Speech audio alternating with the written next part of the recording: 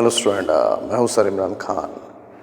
Student, मैंने special theory of relativity का जो पूरा कोर्स हम करेंगे। स्टूडेंट मेरा जो प्रीवियस लेक्चर में मैंने length contraction, relativity of mass, time dilation, E is equals to mc square, velocity addition theorem, relativistic momentum, ये सब जो चीज़ है हमने इस सब चीज़ के बारे में डिस्कस किया। स्टूडेंट, आज हम रिलेटिविस्टिक काइनेटिक एनर्जी क्या है उसी के बारे में डिस्कस करूँगा। स्टूडेंट जब हम लोअर क्लास में न्यूटनियन मैकेनिक्स पढ़ा है, न्यूटनियन मैकेनिक्स में काइनेटिक एनर्जी आप भी और हम पढ़े हैं। काइनेटिक एनर्जी का फॉर्मूला क्या है? फॉर्मूला है E is equals to kinetic energy E K equals to half of mv square, जहाँ पर m is mass of object and v the velocity of object. यही तो काइनेटिक एनर्जी हमने जाना है न्यूटनियन मैकेनिक्स से। जो न्यूटनियन काइनेटिक एनर्जी क्या है? E is equals to half of mv square, जहाँ पर m mass of object and v velocity of object. और यहाँ पर भी जो मास है, ऑब्जेक्ट का मास ए कांस्टेंट है, ये मास चेंज नहीं कर सकते क्योंकि न्यूटनियन मैकेनिक्स से ये हाफ mv स्क्वायर इक्वेशन आया है। और ये जो हाफ mv स्क्वायर इक्वेशन है, जहाँ पर भी मास को कांस्टेंट माना है, अगर किसी ऑब्जेक्ट का स्पीड लाइट के करीब हो और लोअर वेलोसिटी, जो भी वेलोसिटी है, उन वेलोसिटी में मास चेंज नहीं है, वो भी न्यूटन ने बताया है और ये भी कांस्टेंट है। और उन मास को कांस्टेंट मानकर ये हाफ mv स्क्वायर इक्वेशन बना है। मतलब जब 1905 में अल्बर्ट आइंस्टाइन का जो फेमस पेपर वो है on the electrodynamic on moving bodies से, जहाँ पेपर से आइंस्टाइन पता है कि मास भी रिलेटिव है। अगर मास रिलेटिव है तो वेलोसिटी के कारण मास को तो चेंज हो सकता है।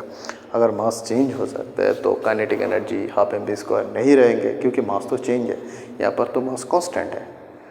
अगर किसी ऑब्जेक्ट का स्पीड जब लाइट के करीब हो तो उसका मास ज़्यादा बढ़ेंगे, अगर उसका स्पीड कम है तो उसका मास भी कम बढ़ेंगे। मतलब speed direct proportional to mass. मतलब किसी वस्तु का वेग जब बढ़ते जाएगा, बढ़ते बढ़ते उनका मास भी बढ़ेगा। मतलब किसी वस्तु का वेलोसिटी जब बढ़ता है तो उनका मास भी बढ़ता है। मतलब मास क्या है? मास डायरेक्ट प्रोपोर्शनल टू वेलोसिटी। मतलब वेलोसिटी जब बढ़ेंगे तो मास भी बढ़ेगा। यही जो कॉन्सेप्ट है अल्बर्ट आइंस्टाइन ने, हमने स्पेशल थ्योरी ऑफ रिलेटिविटी के अंदर भी बताया है। आइंस्टाइन ने बताया है मास वेलोसिटी के कारण चेंज होगा। लेकिन न्यूटनियन मैकेनिक्स में क्या है भाई? काइनेटिक एनर्जी का टू हाफ mv स्क्वायर, जहाँ पे मास भी कांस्टेंट है। अगर मास कांस्टेंट है और आइंस्टाइन ने बताया मास भी वेरिएबल है, वेलोसिटी के कारण चेंज होगा, तो काइनेटिक एनर्जी एक सेम नहीं है। मतलब ये जो काइनेटिक एनर्जी का फार्मूला, अगर उन ऑब्जेक्ट का स्पीड लाइट के करीबन हो तो उन केस में ये हाफ mv स्क्वायर अप्लाइड नहीं होगा। क्या है स्टूडेंट? अल्बर्ट आइंस्टाइन ने जो रिलेटिविटी ऑफ मास का जो इक्वेशन है, स्पेशल थ्योरी ऑफ रिलेटिविटी से जो मास कन्वर्सन, मतलब इंक्रीज ऑफ मास का जो इक्वेशन है, वो है m is equals to m0 y to the power on minus v square by c square. Student, एक मास कन्वर्सन इक्वेशन, मतलब रिलेटिविटी ऑफ मास इक्वेशन आप बोल सकते हैं, जहाँ पर भी m0 is rest mass of object and rest moving mass of object. मतलब एक ऑब्जेक्ट आपके रेस्ट में स्थिर है तो उनका मास भी आप m0 है। मतलब उनका जो रेस्ट है, रेस्ट स्टेट में उनका मास जो है वो है m0। अगर उनका वेलोसिटी v है, मान लीजिए उनका वेलोसिटी v है, किसी ऑब्जर्वर के रेस्पेक्ट में उसका वेलोसिटी v है, तो उन ऑब्जर्वर के सापेक्ष में उनका मास मूविंग मास है और वो भी मास को m डिनोट किया। देखिए स्टूडेंट, ये भी m से ज़्यादा है, क्योंकि यहाँ पर भी तो फैक्टर लगाया है 1/v square by c square. So the moving mass greater than rest mass, rest mass से मूविंग मास बड़ा है। अगर मास भी चेंज है, बढ़ जाता है, तो उनका काइनेटिक एनर्जी ज़्यादा बढ़ता है। ये जो न्यूटोनियन काइनेटिक एनर्जी से बहुत हाई एनर्जी से बिलोंग करेगा उन ऑब्जेक्ट। तो चलिए स्टूडेंट देखते हैं kinetic energy, relativistic kinetic energy का फार्मूला क्या है। मैंने प्रीवियस लेक्चर में बताया जो relativistic total energy E is equals to क्या है mc², मैंने टोटल एनर्जी बताया, और total energy is equals to क्या है E के इज इक्वल्स टू m0c², जहाँ पर भी m0c² is rest mass of energy and object, मतलब ये जो m0c² है रेस्ट मास ऑफ एनर्जी, मगर रेस्ट मास ऑफ एनर्जी स्थिर जड़ता, मतलब रेस्ट स्थिर जड़ता ऑफ एनर्जी, सॉरी हिंदी बहुत थोड़ा सा प्रॉब्लम होता है। ये है m0c², ये क्या है rest mass energy plus E के, मतलब उन ऑब्जेक्ट का काइनेटिक एनर्जी टोटल मिलाकर E m² एनर्जी, मतलब टोटल एनर्जी बनता है, वह क्या है kinetic energy plus rest mass energy. ये जहाँ पर भी m0 is rest mass of object, और यहाँ पर भी E इक्वल्स टू mc², तो क्या है फाइनल जो एक इक्वेशन है mc² इक्वल्स टू E के प्लस m0c², यहाँ पर भी E के इस काइनेटिक एनर्जी, और ये है न्यूटोनियन मैकेनिक्स से काइनेटिक एनर्जी क्या है हाफ mc², और यहाँ पर काइनेटिक एनर्जी क्या है E के is equals to mc² minus m0c², मतलब total energy minus rest mass energy, और यहाँ पास से आप mc² को बाहर निकालो क्या है m0 माइनस m, मतलब रेस्ट मास एंड मूविंग मास का जो डिफरेंट है कितना डिफरेंट हुआ है। अगर उनका जब रेस्ट में है उनका मास m है, अगर मूविंग में है उनका मास m, और m और m0 से जो डिफरेंट कितना है उन c² से मल्टीप्लाई होकर उनका काइनेटिक एनर्जी बनेगा। अगर m0 अब क्या है डेल्टा m को m माइनस m0 लिख सकते हो, है ना। तो काइनेटिक एनर्जी का फॉर्मूला क्या है delta m is equals to c², ये इनका काइनेटिक एनर्जी है। तो स्टूडेंट ये जो है E K equals to del mc², this is kinetic energy of object. मैंने पहले बताया था ये जो half mv², this is kinetic energy of Newtonian mechanics, मतलब किसी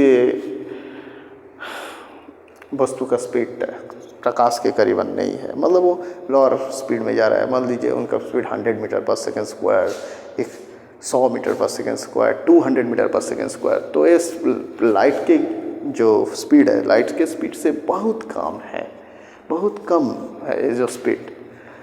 देन ये जो न्यूटोनियन मैकेनिक्स से जो हाफ mv² जो इक्वेशन है, एक काइनेटिक एनर्जी का इक्वेशन आप यूज़ कर सकते हैं। मान लीजिए किसी वस्तु का स्पीड लाइट से बहुत कम, वो है 100 मीटर, 500 मीटर, 50 मीटर पर सेकेंड स्क्वायर स्पीड में जा रहा है, तो उनसे केस में जो मास का जो डिफरेंट है, मास का डिफरेंट नेगलेक्ट है, क्योंकि जो फैक्टर है ये जो 1 - v²/c², ये जो फैक्टर है, ये फैक्टर के जो वैल्यू है, ये फैक्टर का वैल्यू बहुत कम चेंज है। मतलब ये जो फैक्टर 1 - v²/c², अगर इनका स्पीड बहुत कम है तो ये 0 से करीब है, मतलब इनको 0 लगा सकते हैं। अगर यहाँ पर 0 लगाओ तो 1 बन जाएगा, मतलब m is equals to m0।